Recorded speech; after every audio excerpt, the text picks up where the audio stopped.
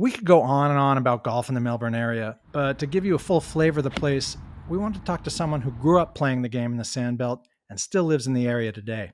He also happens to be a US Open champ. I grew up right next door to Royal Melbourne, which is right next door to Victoria Golf Club, uh, which is right next door to Sandy Links. I mean, they all kind of touch each other. So there's three golf courses. There's probably 500 acres of golf courses like right next to where I grew up, which is pretty incredible. And two of them are, well, Royal Melbourne has two and Victoria has one, and probably top 100 courses in the world.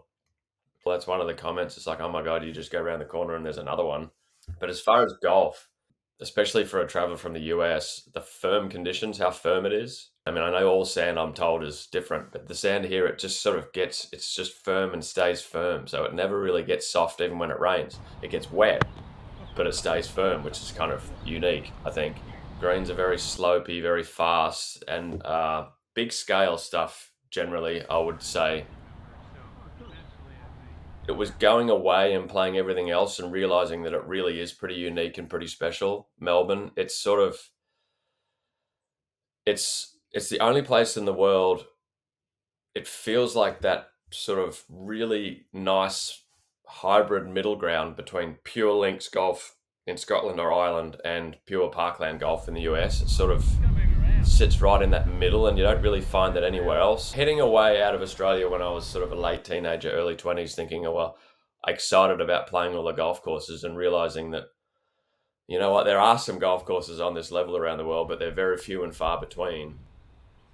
And the more courses that I played in professional tournaments, and unfortunately professional golf tournaments, you generally don't go to the best courses. I mean, you get there in the majors sometimes, but playing hundreds and hundreds of golf courses around the world and realizing, wow, I'm very, very rarely bumping into anything on the same level as a Royal Melbourne or a Kingston Heath. It's amazing.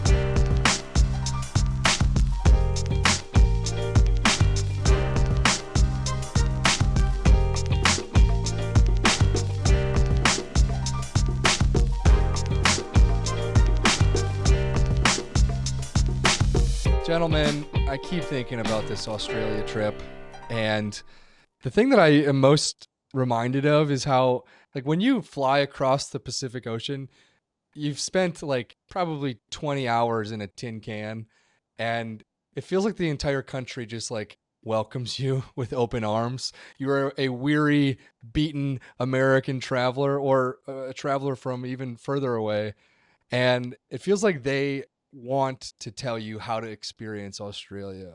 Was that the experience for you guys? I would say like there may be snobs in Australia, but you have to look really hard to Yeah. find them. I mean, it's got to be the most sort of welcoming place around. Chatty, kind of chatty like New Yorkers. They'll be in your face, but in a much friendlier way. Is that your vibe, James? You're a New Yorker. I don't know that I've met anyone nicer or been to any place that was more friendly to visitors than the Melbourne, Australia area. I mean, I remember when we were flying home, I was so sad to be leaving the country. I was on my flight home and I'm sitting in an aisle seat, and the guy sitting next to me turns to me, taps me on the shoulder, and starts talking to me an hour into a 3-hour flight. And we talked for the remaining 2 hours of the flight just about Australia, about Melbourne, about golf.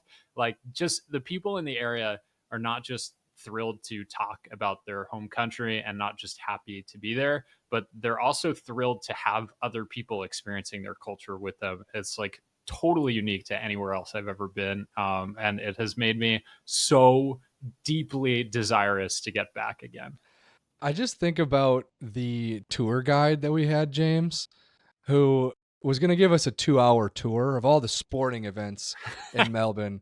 And we ended up meeting up with him like 4 or 5 days later down the coast near his home, because he's like, guys, you've seen a lot of the in-town sporting events, but I got to teach you what Bell's Beach is. I got to teach you about surfing. I got to teach you about everything that happens outside of the city center.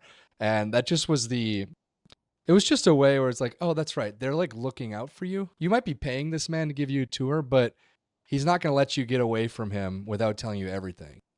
Yeah, James, our tour guide, to borrow a phrase that he used with us a few times, is a real ripper bloke. Just an awesome guy. He was so easy to get along with. He brought his kids along to take us out and show us the World Surfing League competition down in Bells Beach.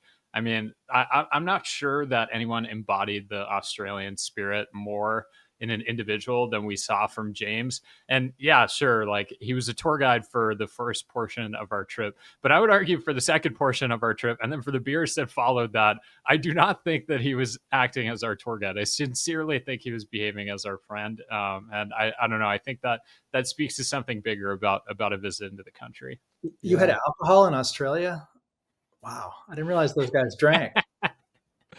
The golf culture is the exact same way, which isn't always the case. You can find places on earth that the golf culture does not want to invite you in. But it felt like every corner of Australia's golf culture is just trying to teach you a lesson. Like, hey man, you flew a long way to get here. Let's tell you why this is different. And you're going to tell everybody about it when you get back home. Yeah, I mean, like what we said about like lack of pretension, that translates to the clubs there too. You just feel like even at the most elite clubs, you don't feel like you're walking on eggshells around the membership. You feel like you're brought right into the fold. We had that experience with members. We also had the experience with club employees. We talked to a bunch of superintendents while we were there, GMs. The superintendents were especially proud of the work they were doing there. I mean, you're in the Sandbelt in an area with the most distinct architecture where presentation is everything. I mean, to bring out the highlights of those Sandbelt designs, you have to have those courses in tip-top shape. And we got educations on, everything from the watering and mowing patterns to the type of sand they have in the bunkers, which allows it to kind of be steeper faced when it gets wet and maintain a kind of solid cement wall on these sheer faces. There's this black, or it's a grey sand, but it's like a black silty material. Right. And that's so fine, that stuff. And if you wet it up and you pack it, sets like concrete. You see it goes darker instantly, when I mix it with water. And then there's the really black silty stuff that we build the tops of the lips with that really, really stabilize. That was one of the common themes there, right? From the moment we landed, from the people at customs to the folks at the clubs, it was just sort of like, welcome to Australia. Here you are. Let us show you what we got. I will think forever when I think about Australian golf about two guys we met at Metropolitan Golf Club. Bill Shelton, an 89-year-old member of 6 decades at the course, and Campbell, who is the club captain, two unbelievably kind men who invited us into their club. They took us out for 2 meals. They gave us an ungodly amount of Shiraz, and just the whole vibe was just incredible. Like, just being around the two of them, I will never forget the level of warmth and friendliness that I had from both of them. And I feel like that is the essence of the region, and it's the essence of the people.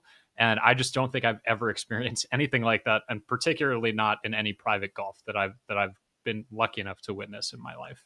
What one parallel I was going to add to that is, play Royal Melbourne, the top-rated course in the country, one of the top-rated courses in the world, a private club that allows outside play, but directly across the street is a municipal course. You walk literally 100 yards out the gates of Royal Melbourne, and they had a municipal course called Sandringham Links or Sandy Links. Yeah.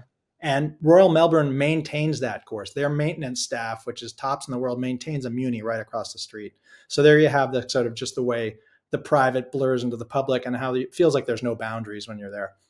And remember that on the back of the scorecard for Sandy Links, the first rule was have fun. How unique is that? How often do you see something like that? I think we got lucky in ways that not everyone gets when they go to Australia, but I felt like we crossed paths with kind of the lifeblood of Melbourne golf, of Australia golf. I mean, we sat there as people at Metro had a Q&A with Mike Clayton. I mean, Mike Clayton is Australian golf royalty. Right in front of him is sitting at our table, Lucas Michel. He's a USAM winner, former Masters contestant. He works with Mike Clayton on building golf courses in Australia. If you think about Gary Lisbon, right, he's a member at Royal Melbourne. He's one of the most famous golf photographers, I think, on the planet. It feels like a very fair qualifier. I think about the GM at Sandy Links, a person who is reinvesting all of his time in the game. making that place that sits across the street from one of the greatest golf courses on the planet a accessible place, a place that people want to grow up within the game at. It just felt so connected, right? When we go to courses and we see the leaderboard that says, oh, this Australian golfer came through here. Adam Scott set this record while he was playing here. There's that photo of Mark Leishman winning a trophy at this event. There's Lucas Herbert's caddy uniform from that event that he played. Like, it feels so connected in ways that I think American golf can feel a bit pulled apart. Where is the mecca of American golf? You really have that in Melbourne, in Australia, and it's just so the connective tissue. It feels so strong. I'm almost jealous of it.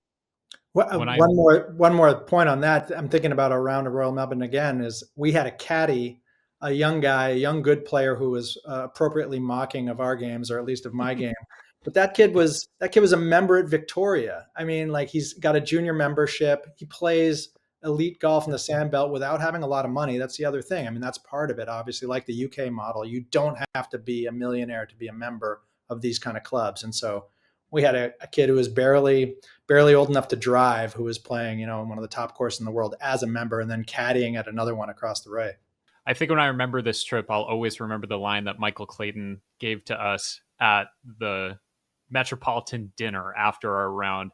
And someone, stepped to the microphone and asked, what is all of this rancor in professional golf? Like, what is all of this going to mean? Like, how are we going to get to the other side of this with LIV and the PGA Tour?